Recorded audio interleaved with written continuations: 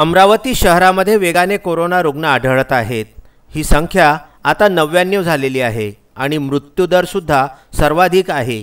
या पार्श्वभूमीवर भिलवाडा पॅटर्न प्रमाणे मोठ्या प्रमाणात टेस्टिंग का राबविण्यात येत नाही या न्यायालयाच्या विचारणेवर जिल्हा प्रशासनाला अजूनही राज्य शासनाकडून स्पष्ट स्वरूपात निर्देशांची प्रतीक्षा असल्याचे वास्तव 15 मे रोजी न्यायालयासमोर आले। अमरावतीच्या कोरोनाग्रस्त रुग्णांच्या मृत्यूदरासंदर्भात भाजपाचे महाराष्ट्र प्रदेश प्रवक्ते शिवराय कुलकर्णी यांनी मुंबई उच्च न्यायालयाच्या नागपूर खंडपीठामध्ये जनहित याचिका दाखल केलेली आहे। या याचिकेची 15 मे रोजी न्यायमूर्ती अमित बोरकर यांच्या समक्ष सुनावणी सुरू असताना उपरोक्त वास्तव स्पष्ट झाले। या संदर्भामध्ये विदर्भ न्यूजने प्रत्यक्ष महाराष्ट्र प्रदेश भाजपा प्रवक्ता शिवराय कुलकर्णी यांच्याशी संवाद साधला आणि त्यांची मुलाखत घेतली। या मुलाखतीचे प्रक्षेपण सोमवार दिनांक 18 मे रोजी दुपारी 12 वाजता, दुपारी 3 वाजता आणि सायंकाळी 6 वाजता करण्यात येणार आहे। अमरावती शहरामधील कोरोनाग्रस्तांच्या संदर्भामध्ये शिवराय कुलकर्णी यांना ही जनहित याचिका का दाखल करावी लागली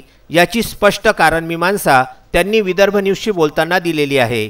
असं आहे की कोरोनाची साखळी जोपर्यंत तुम्ही शोधणार नाही तोपर्यंत त्याचा प्रसार कसा होतोय, कुठून होतोय याचा पताच तुम्हाला चालणार नाही।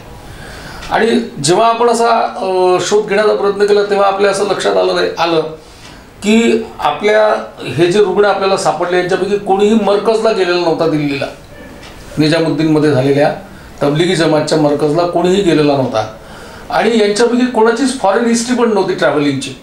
यांनी प्रवास केला तर ट्रॅव्हलिंगची काही हिस्ट्री आहे यांना, ती पण हिस्ट्री नव्हती।